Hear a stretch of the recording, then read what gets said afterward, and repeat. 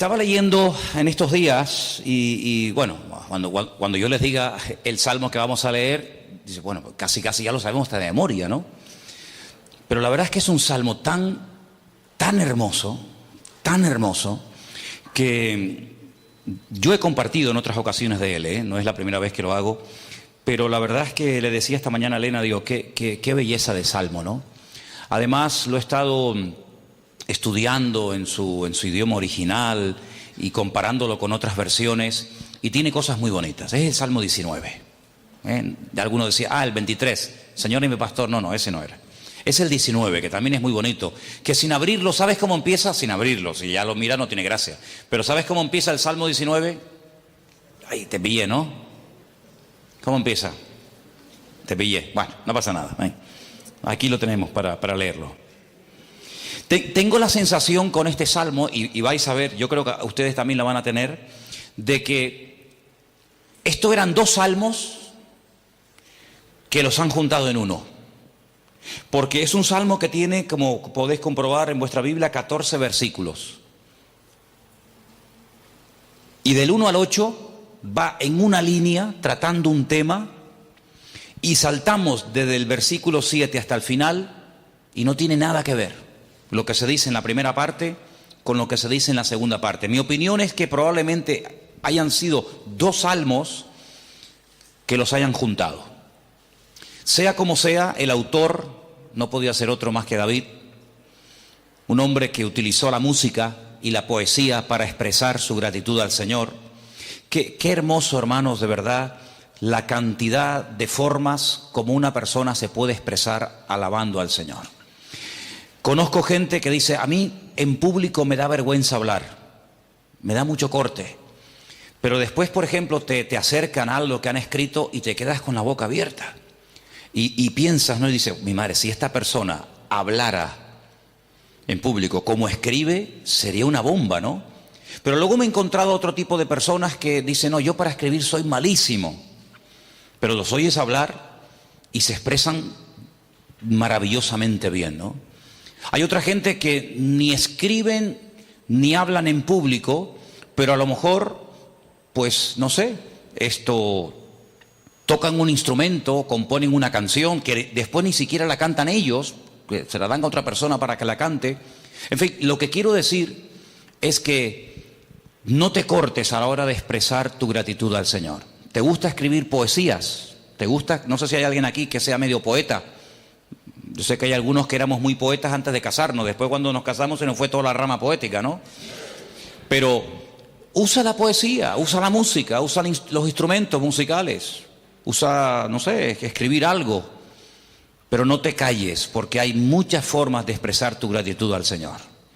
Nadie tiene por qué sentirse inútil, nadie tiene por qué sentirse, bueno, ¿y yo para qué sirvo? Hermanos, la iglesia es un cuerpo. Y así como en el cuerpo humano hay muchos miembros que aparentemente dice uno, ¿y esto para qué sirve? ¿O esto para qué es? Cuando no funciona ese miembro, cuando por lo que sea se deteriora, se enferma, se estropea, seguro que lo echamos de menos. ¿Cuántas veces yo he contado la anécdota, el ejemplo de estando de pastores hace muchos años en la isla de La Gomera, pues andando descalzo, y por cierto hay un versículo en la Biblia que dice que no se puede andar descalzo. Un día te lo doy si quieres, dice, no andarás descalzo. Pero bueno, yo andaba descalzo y corriendo fui a enseñarle a Elena algo y me tropecé con la esquina de la mesita esa pequeñita que todos tenemos en casa, que es una mesita diabólica, porque ahí nos hemos dado en los tobillos, en las rodillas, yo la llamo la mesita diabólica, terrible esas, más siempre las hacen con unas esquinas en vez de hacerla redondita. Pues me di en el dedo pequeño del pie izquierdo y estuve casi un mes caminando muy mal, no podía conducir porque al apretar el embrague me dolía toda la pierna y parece mentira algo tan pequeñito, lo incómodo que es cuando se parte, ¿no? Y ahí estuve ahí con el dedo ahí vendado un tiempo. Hay tantos miembros del cuerpo humano que aparentemente uno dice, ¿verdad? Perdonen que hable así, pero los mocos. Perdonen, ¿no? Pero ustedes también tienen, no es que...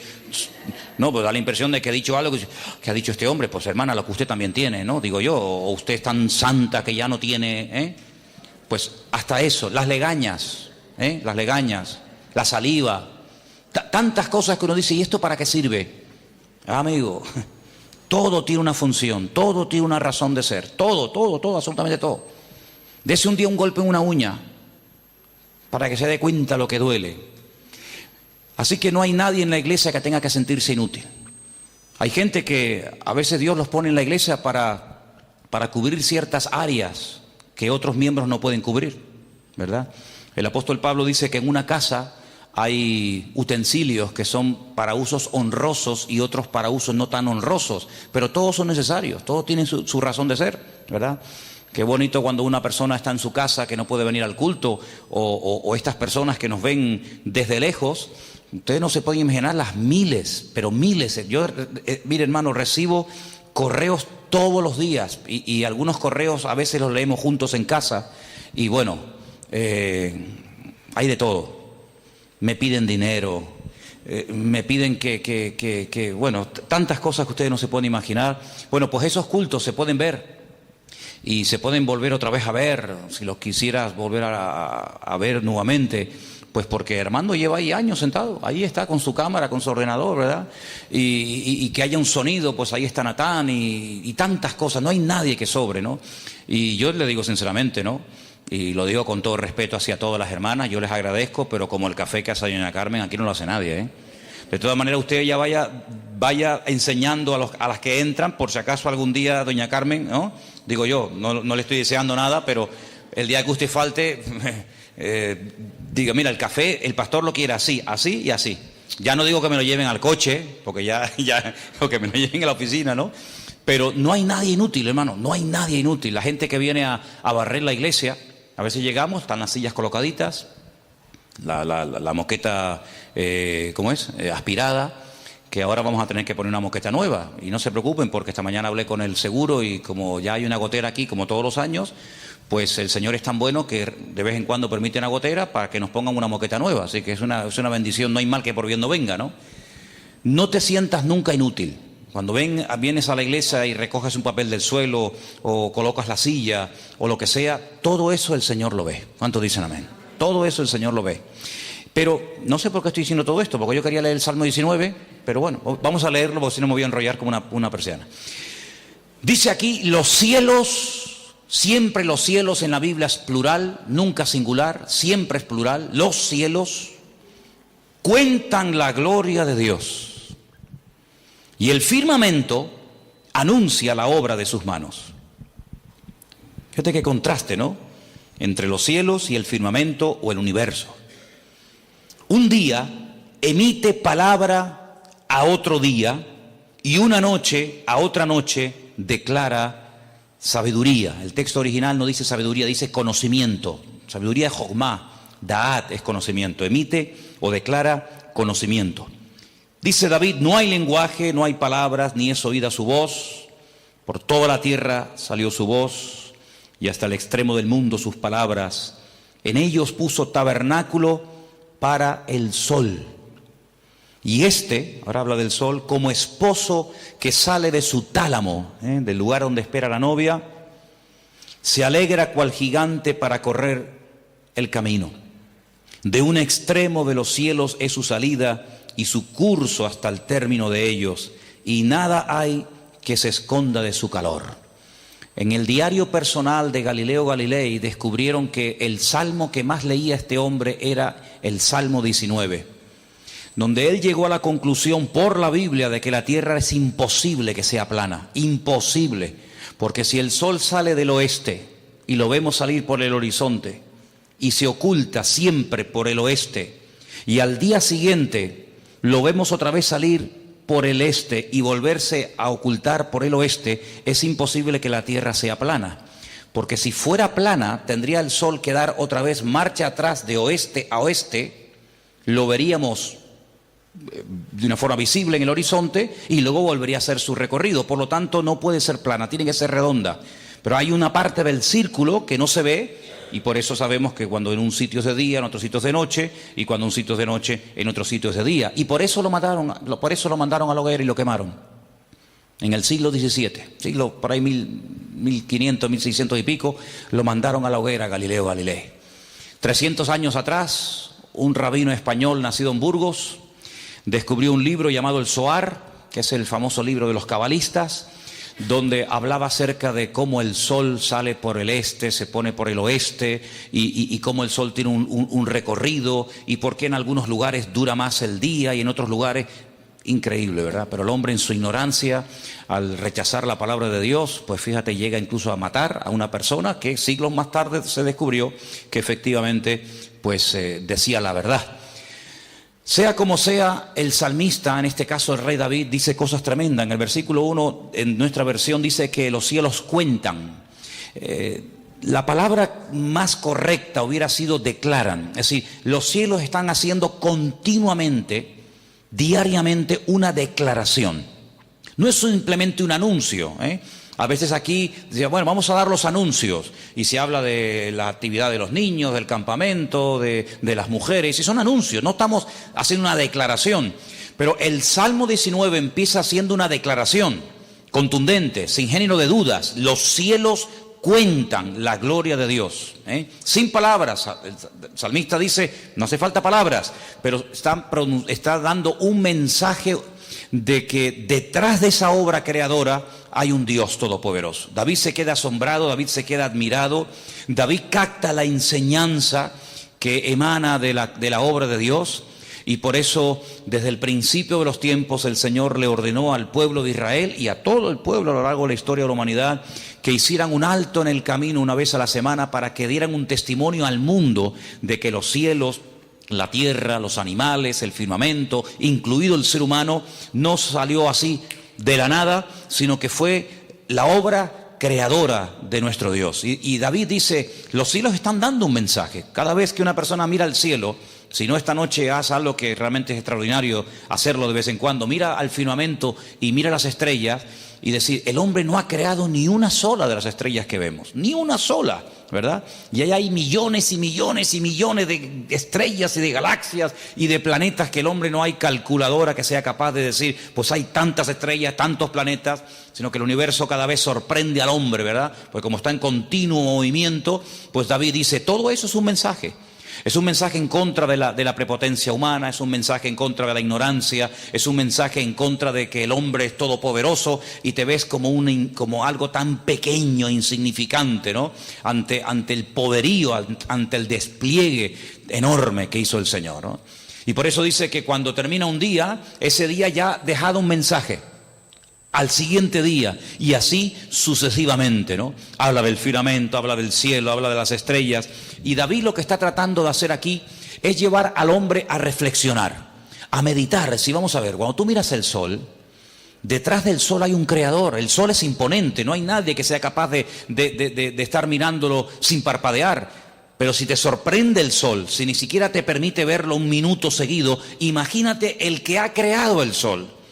Una fuente de energía prácticamente inagotable. Lleva cuántos miles y miles y miles de años lleva el sol ahí, ¿verdad? Sabemos que si ponemos gasolina en el coche, llegará un momento que tienes que volver a poner. Todo se gasta, todo se deteriora. Pero el sol sigue ahí cada día brillando y brillando y brillando y brillando, y no hay forma de que se apague. Y ahí sigue. Amados hermanos, cuando miramos al cielo, tenemos que mirar detrás de cada cosa que vemos la mano de nuestro Dios. ¿Cuántos dicen amén? La mano de nuestro Dios está detrás de cada estrella, de cada galaxia, de cada planeta, detrás de una nube, detrás de toda cosa que vemos. La mano de nuestro Dios está. El inconverso tiene que darse cuenta de que todo eso no fue creado por casualidad, ni por coincidencia, ni porque hubo una explosión algún día de la historia, sino que, como vamos a ver ahora, en el Salmo 8, versículos 3 y 4, se aclara un poco lo que estoy diciendo en esta noche, y dice lo siguiente, Salmo 8, versículos 3 y 4, decía también David, cuando veo tus cielos, obra de tus dedos, y la luna y las estrellas que tú formaste, digo, ¿qué es el hombre para que tengas de él memoria? Y el hijo del hombre para que lo visites. Fíjate la cantidad de de pensamientos que llenaba la mente de David cuando observaba los cielos. Dice, bueno, si Dios ha creado todo tan enorme, tan maravilloso, tan perfecto, ¿quién somos nosotros, Señor, para que tú nos visites y tengas comunión y tengas relación con nosotros? Fíjate los pensamientos de David, a dónde iban, ¿no? Él pensaba y decía, Dios no solamente creó esto como un alarde de su poder y de su autoridad, sino que lo creó, dice la Biblia, para nosotros. Todo lo creó absolutamente para nosotros. Alguien dijo en cierta ocasión, y si el hombre no hubiera caído como cayó, si el hombre no hubiera pecado contra el Señor, hubiera la posibilidad de que el Señor le llevara a ver, sabe Dios lo que tenía el Señor pensado. Cuando vemos a Adán, nos desanimamos porque decimos lo que perdió el hombre y lo que podía haber llegado a ser. Pero cuando vemos a Cristo nos animamos porque decimos lo que se perdió en Adán lo podemos recuperar en el Señor, ¿verdad? Por lo tanto, el rey David sigue hablando en el Salmo 33, versículo 6, un versículo hermoso que leía justamente en esta mañana, y dice así, Salmo 33, versículo 6, por la palabra del Señor fueron hechos los cielos. Esto es una declaración tremenda. Por la palabra de Dios fueron creados los cielos y todo el ejército de ellos por el aliento de su boca. El poder de la palabra de Dios se expresó en forma de orden y todo cuanto vemos es porque Dios lo ha creado con el poder de su palabra. Y ese Dios que habló y creó los cielos, la tierra, etcétera, etcétera, nos ha dado su palabra por escrito. Es decir, si queremos hacernos una idea aproximada del poder de la palabra de nuestro Dios, mira al cielo y observa que todo cuanto ves, Dios lo creó con el poder de su voz, con el poder de su palabra. Ese es el poder que tiene la palabra. Y dijo Dios, sea la luz, y automáticamente fue la luz. Y dijo Dios, y lo que decía Dios se cristalizaba, se materializaba, se hacía realidad. Bueno, pues ese Dios poderoso que habló en un momento puntual de la historia y en orden, con una armonía absoluta y extraordinaria, ese Dios es el que ha permitido que esa palabra esté por escrito, para que en cualquier momento del día o de la noche, para que en cualquier circunstancia o lugar en el que nos encontremos, podamos recurrir a esa palabra tremendamente poderosa de Dios y en ella encontrar un despliegue de promesas que, como dice el apóstol Pablo en una de sus cartas, todas son sí y amén en Cristo Jesús. Y en cualquier situación, en cualquier circunstancia en la que me encuentre, por muy difícil que sea, esa palabra tremendamente poderosa es como una bomba que yo puedo lanzar contra el enemigo y ver una victoria instantánea e inmediata en esa circunstancia. Jesús lo hizo. El mismo Señor Jesucristo, conociendo el poder de la palabra, no utilizó la fuerza bruta, no utilizó la argumentación, la discusión, la pelea, la polémica, sino que simplemente citaba. Citaba, lógicamente lo sabía de memoria, citaba textos según la tentación que recibía. Él citaba un texto y decía, escrito está, y ahí le iba la palabra, y así fue como derrotó al diablo. Y la pregunta es, si Cristo logró derrotar al diablo, a pesar de la presión que experimentó, con el poder de su palabra, ¿crees tú y podemos llegar a creer nosotros que a nosotros nos hace falta algo más para vencer al enemigo que simplemente utilizar el poder de la palabra? En absoluto. Lo que a él le funcionó, a ti también te funciona. Simplemente es cuestión de decir, bueno, esta circunstancia, ¿qué versículo le vendría bien? Pues claro, si estás enfermo no le vas a mencionar un versículo de cualquier otra cosa. Pero en la Biblia hay más de 8,000 y pico promesas.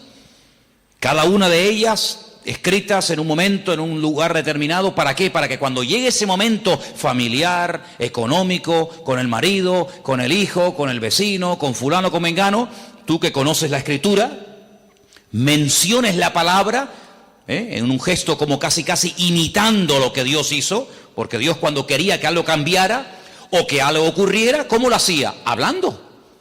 Dios quiso que existiera la luz, pues dilo. No lo pienses, dilo. No lo sientas, dilo. Que sea la luz. Y se produjo la luz, se produjo el cambio.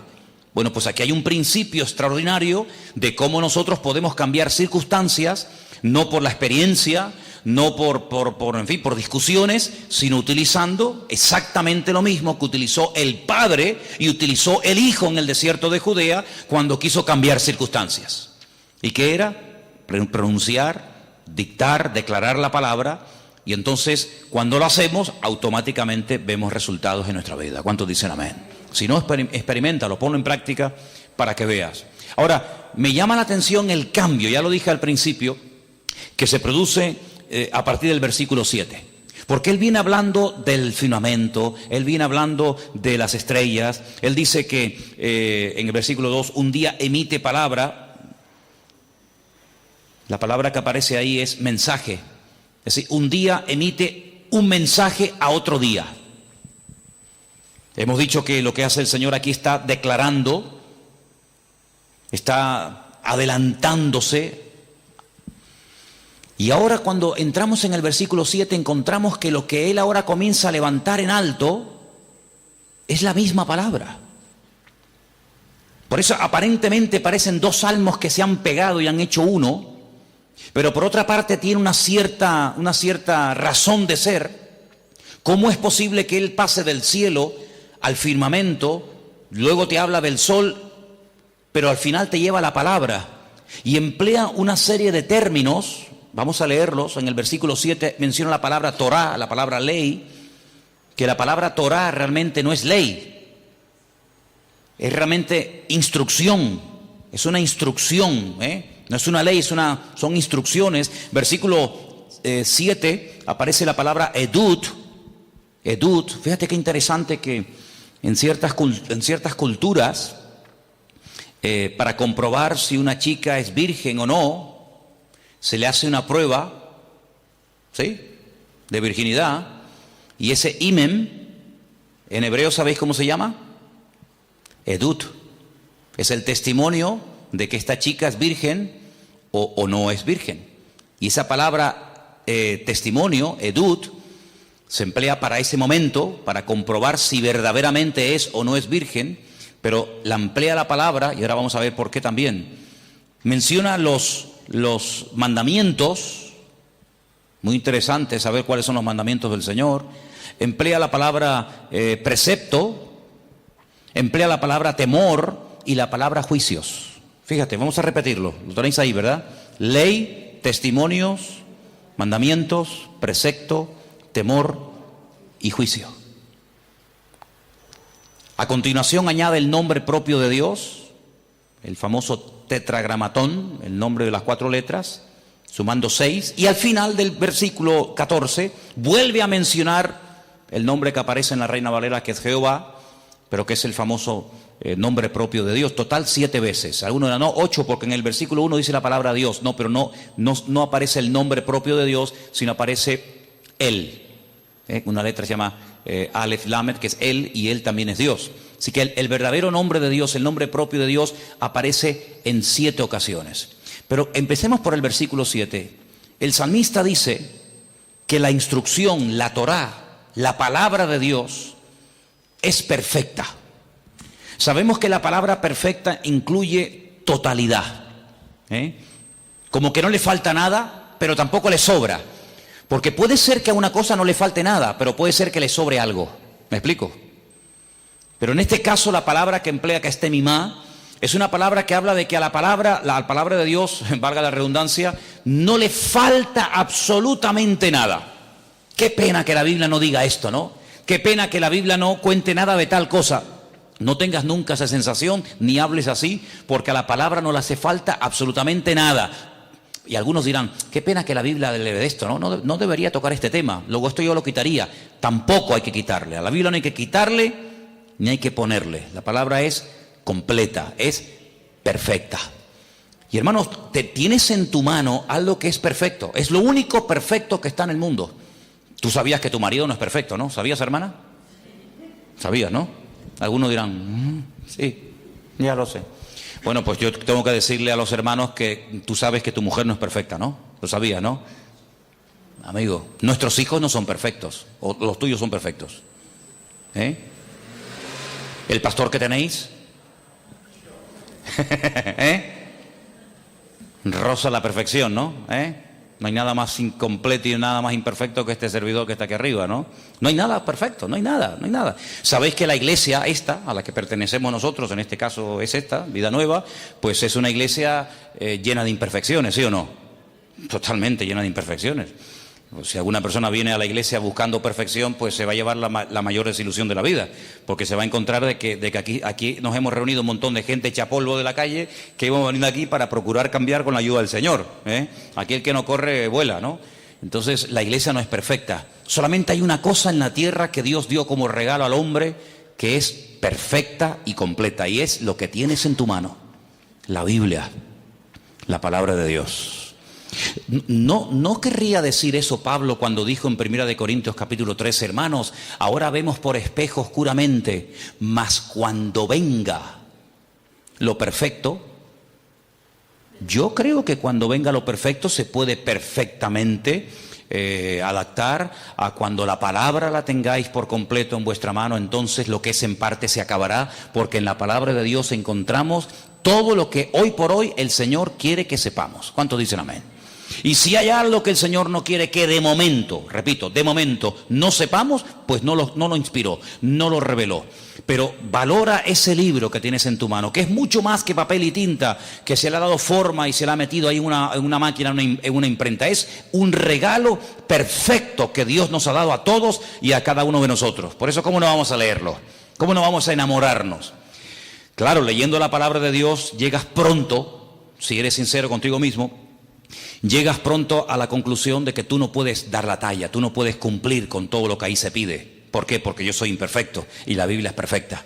Y la pregunta es obvia. Entonces, ¿para qué Dios me da mandamientos perfectos que no puedo cumplir? Precisamente para que digas, yo no puedo. Yo con esto no puedo. Inténtalo si quieres.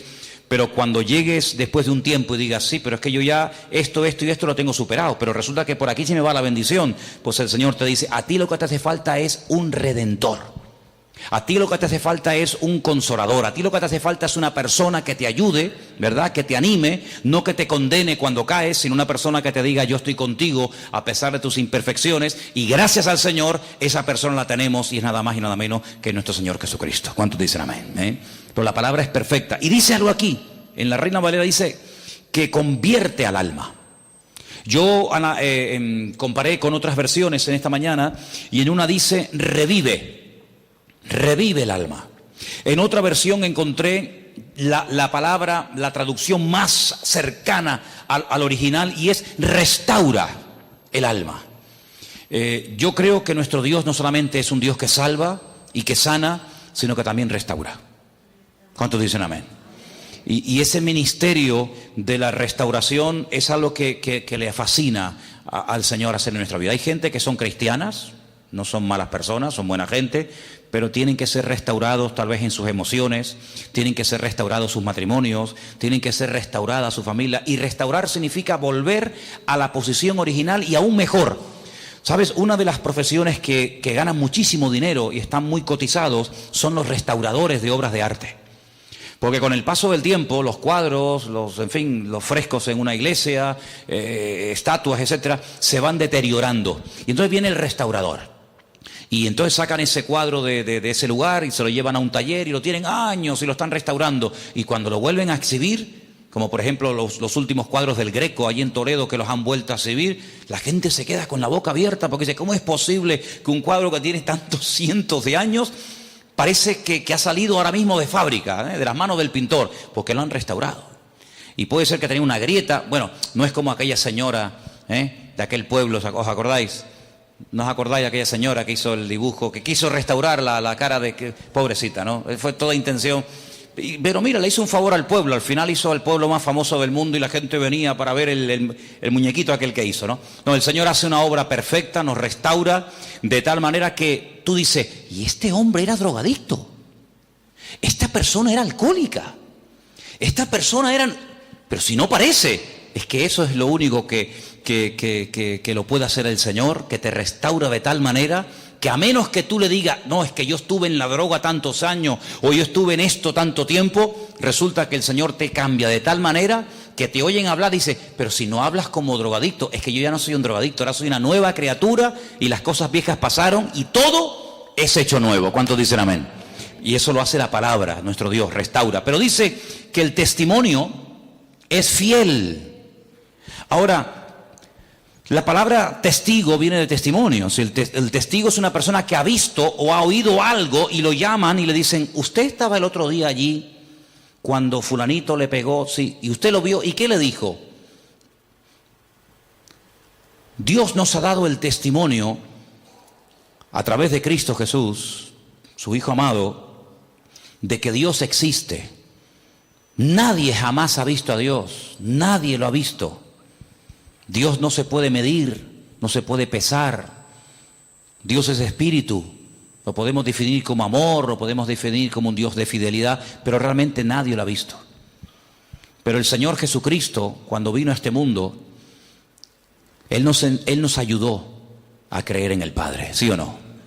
Él llegó a decir cosas tremendas que yo sé que a veces son para nuestra mente, imagínense, caída, deteriorada por la vida y por el pecado, muy difíciles, no digo ya de explicar, digo hasta de entender. El que me ha visto a mí, ha visto al Padre. ¿Por qué me estás diciendo que estás empeñado en ver al Padre, Felipe, si te estoy diciendo ya 1000 veces, te lo he dicho, que el que me ha visto a mí, ha visto al Padre? Claro, ¿quién es capaz de entender eso? ¿Quién es capaz de explicar eso?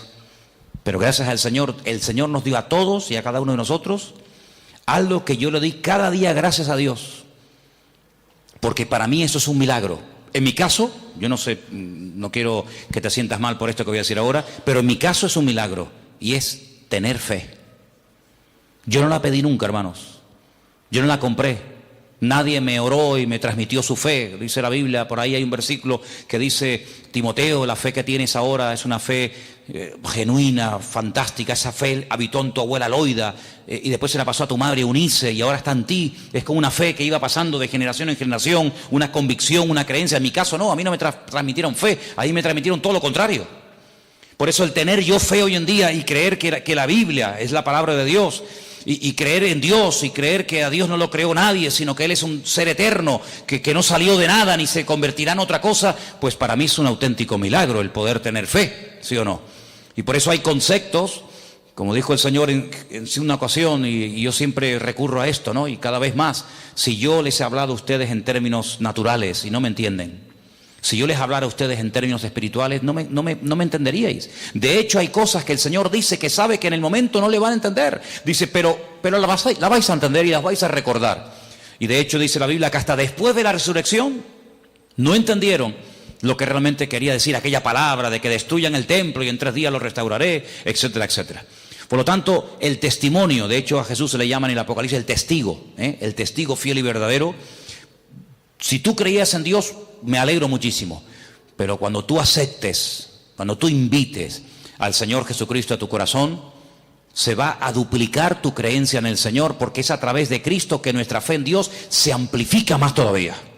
Porque el Señor Jesucristo vino para conectarnos con el Padre, vino como el mediador entre Dios y los hombres, y a través de Cristo te enamoras no solamente de Cristo, sino te enamoras aún más de Dios, aunque no lo hayas visto. ¿Cuántos dicen amén? Que esto es grande, ¿no? Enamorarse, amar a una persona que nunca lo hemos visto, ¿no es un milagro? Hace unos días me mandó, cada día o casi cada día me manda un correo alguien de un lugar, no voy a decir ahora, porque claro, como siempre me ven por aquí, y me decía que me quiere mucho. Y no me conoce.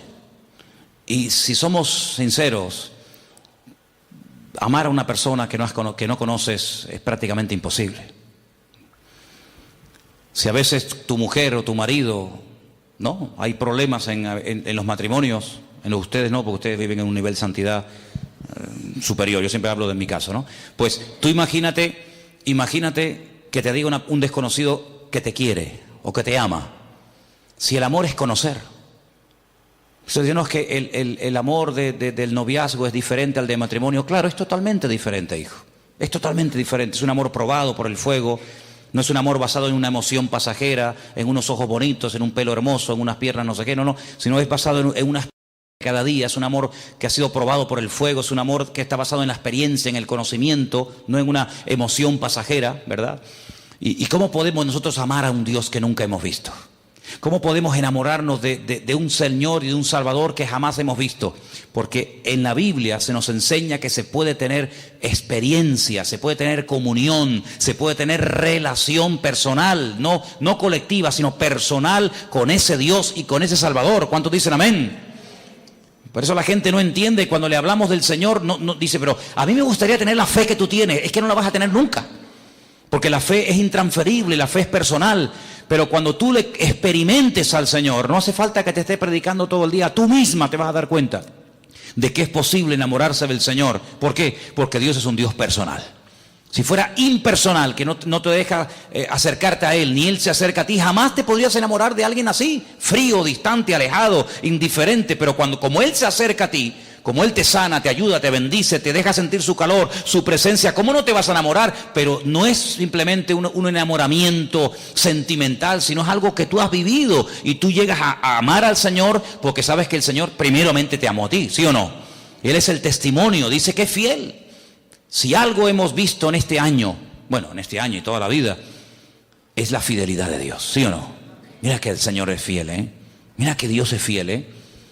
Dice que aunque nosotros le fuéramos infieles, Él siempre permanece fiel porque es imposible que Dios sea infiel. La infidelidad es un concepto que Dios, no digo que desconoce, pero es una experiencia que Él nunca ha tenido ni tendrá porque Él es un Dios por esencia tremendamente fiel. Dice que los mandamientos de Dios son rectos. Y no solamente son rectos, sino que dice algo muy bonito, alegran el corazón. Hay gente que dice que no le gusta que le digan nada, que le den órdenes. Sin embargo, los mandamientos que nos da el Señor son para alegrarnos el corazón. ¿Y por qué? ¿Y por qué Dios me prohíbe tal cosa y me da el mandamiento de que no haga esto, sino que haga aquello? ¿Tú crees que es para mortificarte? ¿Tú crees que es para amargarte la vida? Como soy Dios, tienes que hacer lo que yo digo. No. ¿Sabes por qué Dios nos da mandamientos? Para alegrarnos el corazón. Porque si no cumpliéramos con ese mandamiento, entonces sí que íbamos a tener una tragedia y un dolor y una tristeza constante y permanentemente en nuestra vida. ¿Cuándo viene la tristeza? ¿Cuándo viene el dolor? ¿Cuándo viene la desilusión? Cuando quebrantas el mandamiento del Señor y ahí te llevas el palo, pierdes el gozo, pierdes la alegría. ¿Qué dijo David? Salmo 51, Señor, dame otra vez el gozo de la salvación que he perdido. Porque claro, había pecado, quebró el mandamiento del Señor. Y dice, vuelve otra vez a crear en mí un espíritu recto. Él sabía que cuando se peca, cuando se viola el mandamiento, cuando se quebranta la palabra, automáticamente desaparece la bendición. Por eso dice que uno de los objetivos de los mandamientos del Señor es alegrarnos el corazón. ¿Cuántos dicen amén? Ya bastantes problemas hay en la vida como para encima meternos en más todavía. ¿Quieres ser feliz?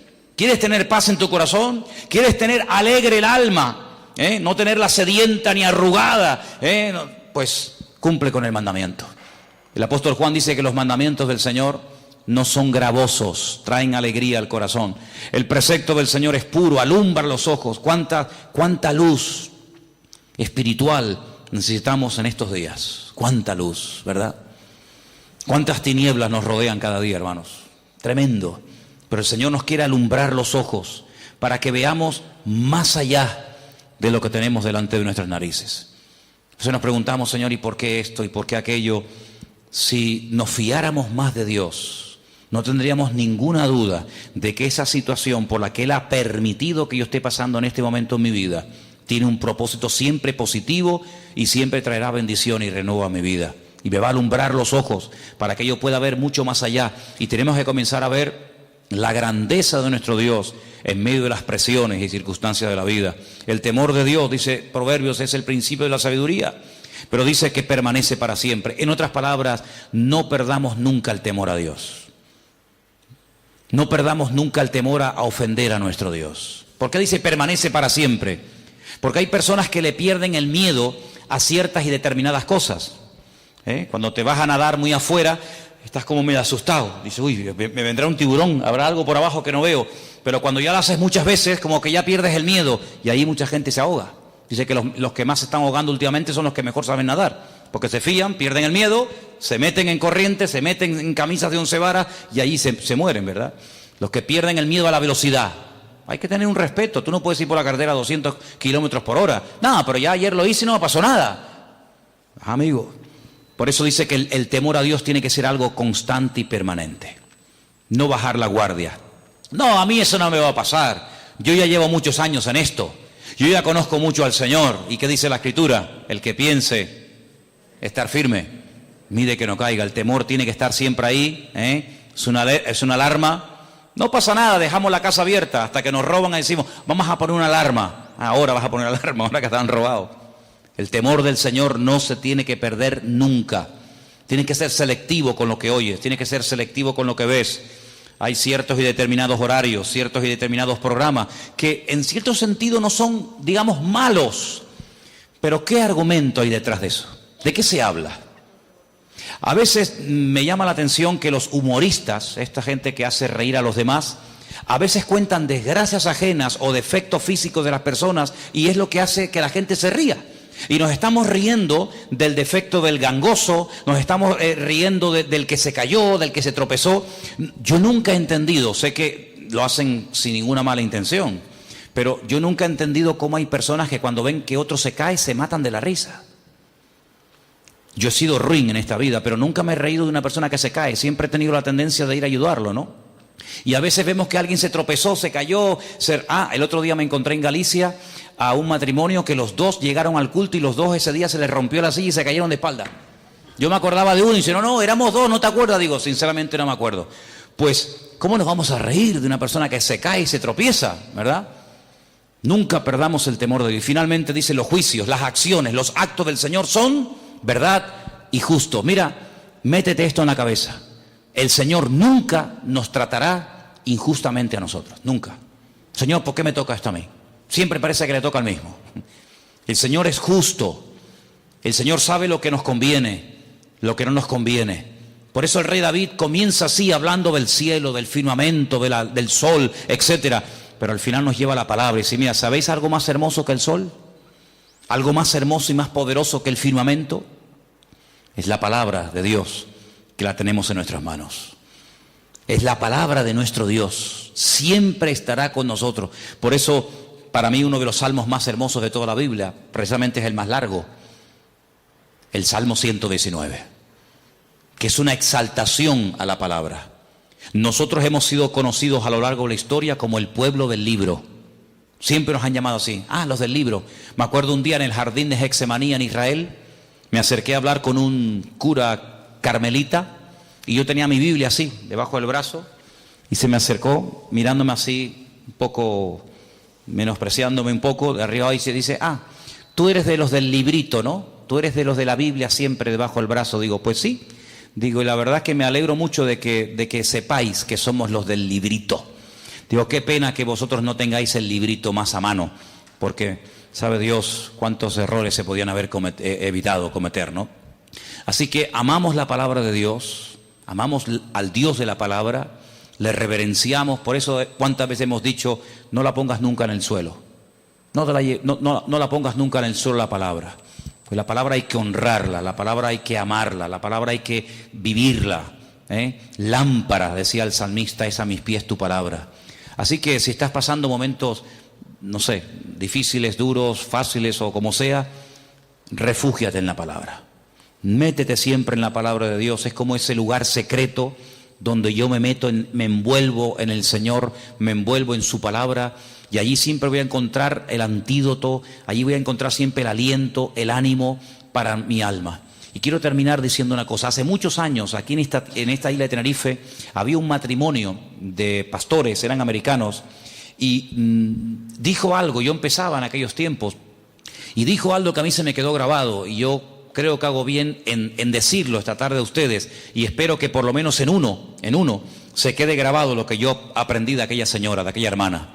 Dice, hermanos, los que estáis empezando, los que lleváis mucho tiempo, si queréis orar bien, si queréis orar bíblicamente, renovando vuestro vocabulario, orando, en fin, como el Señor quiere que oremos, os aconsejo que leáis el libro de los Salmos. Y yo todos los días leo los Salmos. A lo mejor no leo todos los días Daniel, a lo mejor sinceramente no leo todos los días Apocalipsis o San Juan, pero yo todos los días de mi vida, todos los días leo los Salmos, aparte de otras cosas, ¿no? Porque en los Salmos, amados hermanos, encontramos estados de ánimo de hombres de Dios que había momentos que se encontraban en un dolor, en una desesperación tan grande. Hombres que se tuvieron que fingir locos, hombres que no veían salida a su problema por ninguna parte, pero ellos descubrieron algo.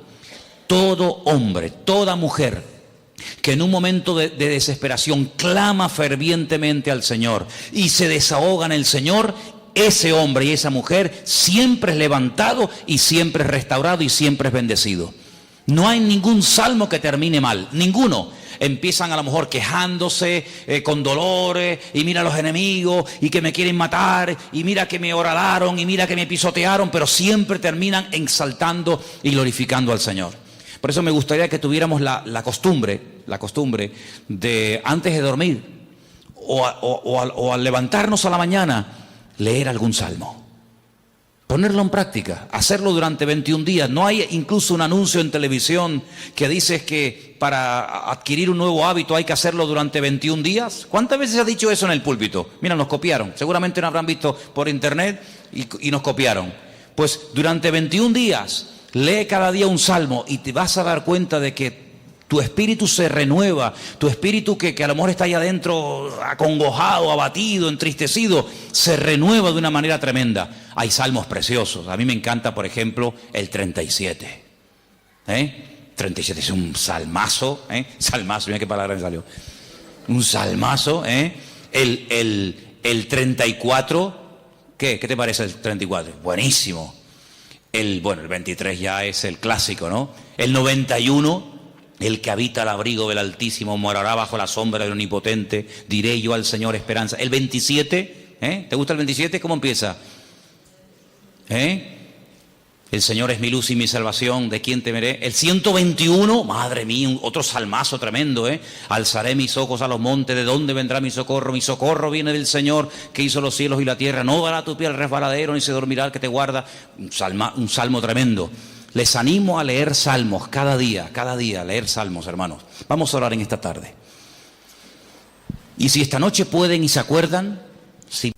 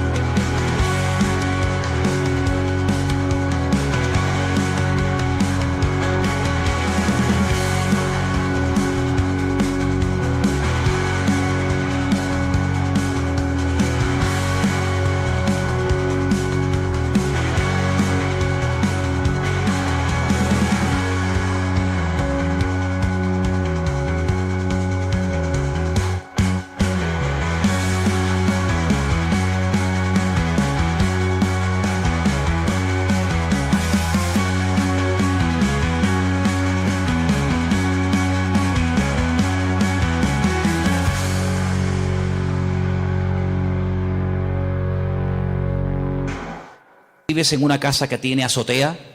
No sé si tienes una casa con azotea. Te invito a que hagas algo. No importa lo que diga la vecina, no importa lo que diga quien sea, súbete a la azotea, mira para arriba y mira las estrellas. Y allí mismo le dice: Señor, te doy gracias, porque cada una de esas estrellas del firmamento me habla a mí del Dios tan grande que tengo. cada una de esas estrellas y constelaciones, que es un espectáculo ver eso durante la noche, me dice a mí que mi Dios es un Dios grande, que no permite que ninguna de esas estrellas caiga sobre mi cabeza, sino que las tiene ahí sujetas para alegrarme la vista. Y dale gloria y honra al Señor, porque el Señor es mucho más grande y más poderoso que cualquier circunstancia negativa por la que estés atravesando.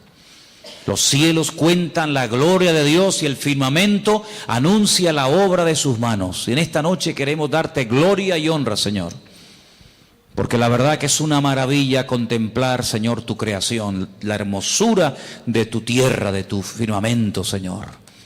Nos regocijamos de tener un Dios tan poderoso, tan maravilloso. Gracias porque la creación no se formó sola, sino que el Creador la hizo con el poder de su palabra.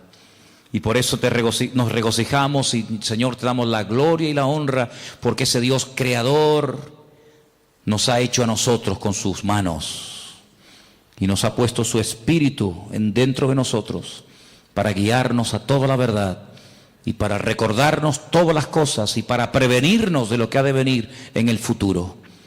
Gracias, Señor, porque no hay palabras, como decía el mismo David, no hay palabras para agradecerte todo lo que tú eres y has hecho por nosotros.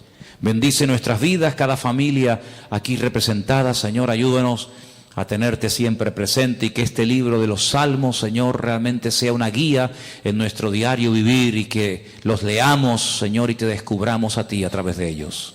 Gracias, Señor, por este tiempo en el que hemos podido escudriñar tu bendita palabra. En el nombre de Jesús. Amén.